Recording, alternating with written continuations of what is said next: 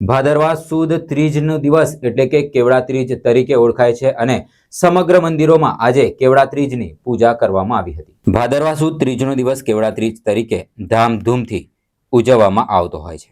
આ એ દિવસ છે જ્યારે સૌભાગ્યવતી સ્ત્રીઓ પતિના લાંબા આયુષ્ય માટે વ્રત રાખતી હોય છે, ગૌરીશંકરની આરાધના કરી તેમની પ્રસન્નતા પ્રાપ્ત કરતી હોય છે, જ્યારે કુંવારિકાઓ પણ મનગમતા વરની પ્રાપ્તિ માટે કેવડા ત્રીજનું વ્રત કરી મહાદેવને પ્રસન્ન કરવાનો પ્રયત્ન કરતા હોય છે।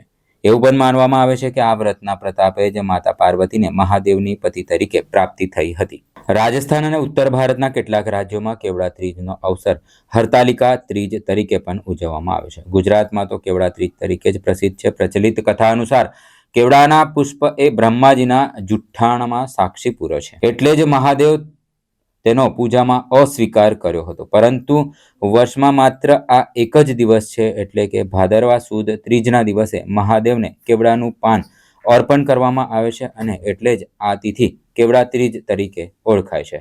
અને સમગ્ર ગુજરાત, મહારાષ્ટ્ર, રાજસ્થાન અને ઉત્તર ભારતમાં કેવડા ત્રીજનો તહેવાર ધામધૂમથી ઉજવવામાં આવે છે।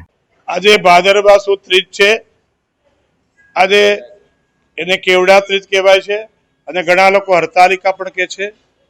આજના દિવસે સતી પાર્વતી એમના પિતા હિમાલય એમના સગપણ ભગવાન વિષ્ણુ સાથે કર્યા હતા, પણ સતી પાર્વતીને પ્રણાંતે શિવજીને પ્રાપ્ત કરવા હતા, એટલે સતી પાર્વતી ઘર છોડી સખીઓ સાથે જંગલમાં ગયા।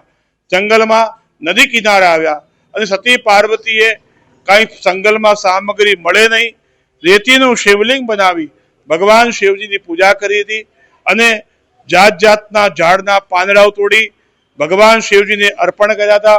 જાત જાતના જંગલમાંથી કંદમૂળના ફળ, કંદમૂળ વગેરે સામગ્રી ભગવાન શિવજીને અર્પણ કરી હતી અને પ્રાણાંતે પાર્વતીએ ભગવાન શિવજીને પૂજા દ્વારા પ્રાપ્ત કર્યા હતા।